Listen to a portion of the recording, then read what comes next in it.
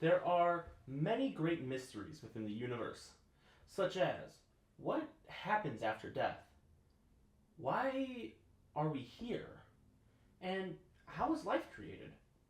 Depending on who you ask and your own personal beliefs, you might have your own answer for these questions.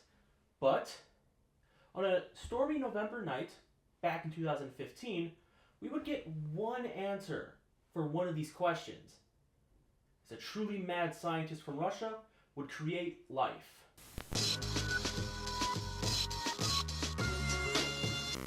But how can one create life? You need a lab, thousands, if not millions of dollars, and just so much equipment that there's no feasible way one single person could do it. To understand how, we must head back to the 15th century. Modern methods are too cumbersome and bulky, and they won't help us here. To create life, what we need to make is an alchemical concoction. To create a homunculus. Homunculus, or homunculi, are little humanoid critters made from alchemical experiments where human sperm is put into a container with some other form of organic material. This could be an egg yolk, meat, or manure. Meat and manure are what the famous alchemist Paracelsus recommended in the 15th century, but in these modern times, we have some easier options. Nowadays, all we really need is one egg, some stuff to cover the egg, because you need to make a hole in that egg. After that, you get your sperm, and put it in a syringe, and inject it into the hole, cover it with like a band-aid or something, or some tape, and then you put the egg in a little container, and you cover the container, and you put it in a warm, dark place. This is all the things that our hero, Russian YouTuber How to Make, needed to do to create his perfect little homunculus in November of 2015. However, there were some complications. Maybe he wasn't pure of heart enough. Or maybe he sealed it improperly with tape and it allowed mold to get in. So the result of that is, when the homunculus was created, it came out a little wonky. It came out like a little amoeba, or like a jellyfish. It moved a little, so it did work. It died almost instantly. So, he considered it a failure. I would consider it a failure. It was a major setback in the creation of a true homunculus. But this is only the first video in a 21-part series where we see the creation of a homunculus, understand why he's creating homunculus, and seeing the development of a homunculi from egg to not being an egg. His second attempt. It follows all the same procedures, but he's a bit more careful this time. He sterilizes everything he uses, and including the egg itself, by putting some rubbing alcohol on some cotton, just on the egg. Afterwards, instead of using tape, he uses bandages for a better seal and to prevent the mold. But besides that, everything else is the same as the first time. But, of course, with more precautions. Also, the egg will be stored for 40 days instead of the previous 10 days. And that really works. We see some success. A little greenish yellow thing comes out of the egg. At first, it doesn't move, and our hero is dismayed. Is this just like the first one? Oh, I hope it isn't. But it isn't. Because it moves around. It moves. And then it makes a fatal mistake. It spits at our alchemist. On the day this critter is born, sadly, it perishes. Блять!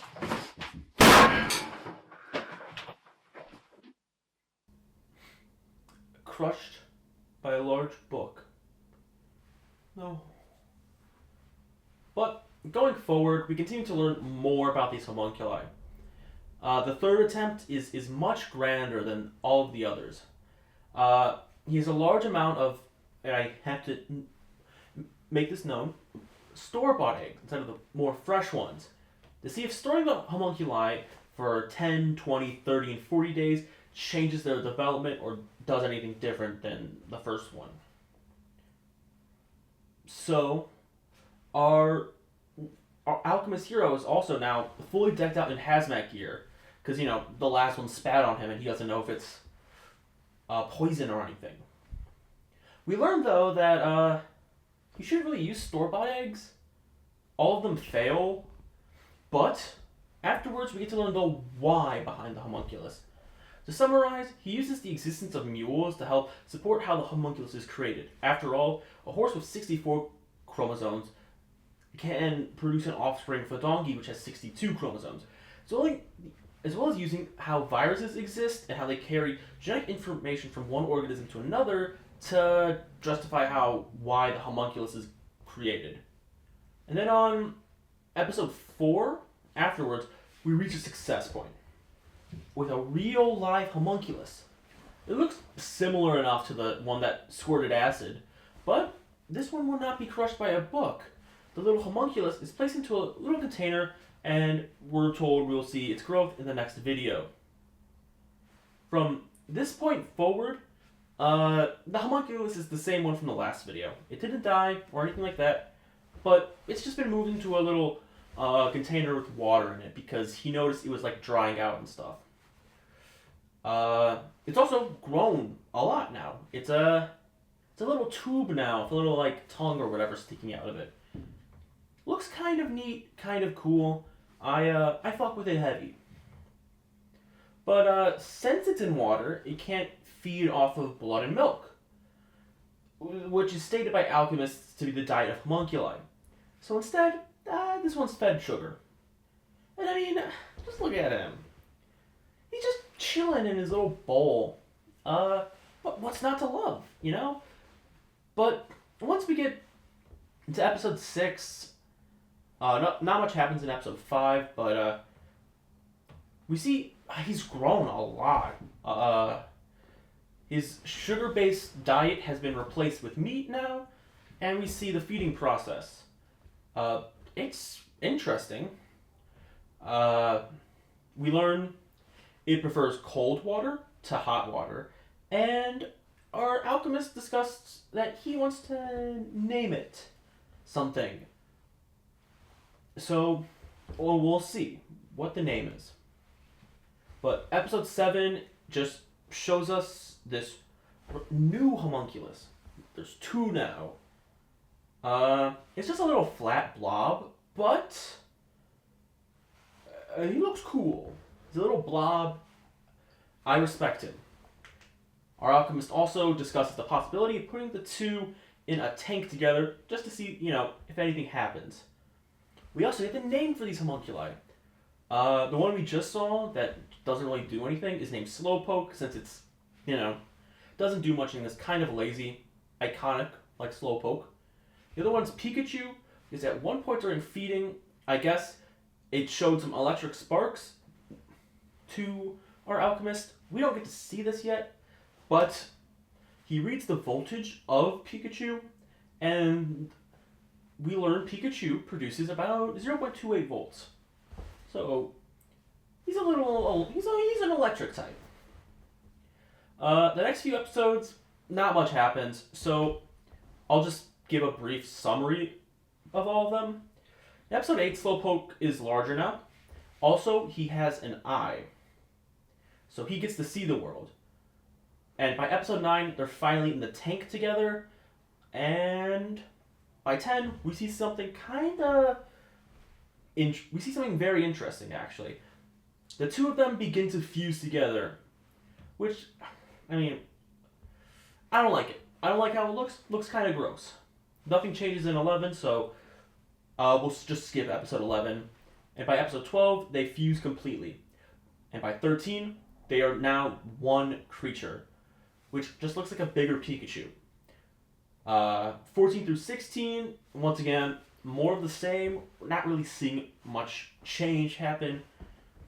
But this new creature, which we shall call Pikapoke, gets bigger. But episode 17, it gives us something new to work on. So, Pikapoke, once again, has grown, is much bigger than before, and it shoots stuff out of its mouth. This cloud of ejaculate will be tested in episode 18, because he wants to see if it's acidic or if it's poisonous. And to test it, instead of using like pH strips or something, he just pours it in a plant to see if it's acidic or poisonous. The plant later dies, so we have to assume it is some form of a poison. In episode 19, we see Pikapoke again. And this time, we're going to try a live feeding. A live fish has been dropped into the tank. And soon, this fish is stunned by Pikapoke. Since Pikapoke, iconically cannot move at all, our alchemist friend tries to use tweezers to move the fish to Pikapoke's mouth. But, as soon as the tweezers enter the water, Pikapoke suddenly lunges at our alchemist, startling our hero and causing the camera to tip over. Because of this, he realizes that he can't really keep Pikapoke in his house, and episode 19 ends with him trying to figure out what all he should do with Pikapoke. In episode 20, we see something new. A new homunculus has been created, and our alchemist he informs us that he wants to try to do the opposite of the first experiment. Instead of putting the egg away from the light, he wants to have it in a bright area, and then he shows us by illuminating the egg that there's something inside of it. And he plans on informing us more in the coming future. Episode 21, though, is the final episode. We're going to see Pikapoke again, and its water is tested with a voltage meter. We're also informed of movement in the other egg, but that was really it for episode 21. With that summary of each episode done, the homunculus experiment videos come to a close. Of course, none of this is real. But how did he do this? The homunculus and its movement were so lifelike, and there was no obvious strings or anything. It's hard to tell if he's using claymation or CGI. I lean towards claymation for the first couple of episodes, especially when it's in the water. It's definitely claymation, but I think there's some elements of both happening, especially when it spits acid in episode 2.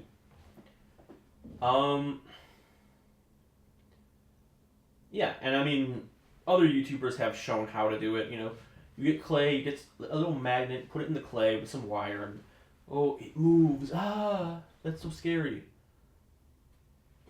But, sadly, the creator of this channel, we have to move to a more somber note. The creator of this channel, Courtney Aleve, would pass away in 2018, just days after the upload of the 21st episode of the homunculus experiment. Aleve should be remembered as a pioneer. His ability to combine CGI and claymation with live-action footage to such an extent that people thought the videos were real, even to this day, shows the amount of work and skill that was poured into this series. And its legacy still lives on today. Countless media forms, countless internet series and memes and everything reference the homunculus experiment. Mainly its more popular videos, of course, but still. And on the Adult Swim animated show, Smiling Friends, episode 2 directly inspired much of the plot of the episode Brother's Egg with direct references to the series. We should remember the homunculus experiment far more as a true stepping stone of internet horror, because, I mean, it has played a major role in shaping a lot of the horror that is shown on the internet nowadays, and as well as just a lot of media itself that's created on the internet. But that's really all I have left for you guys today. I hope you all enjoyed this video, and I hope you guys have a good one.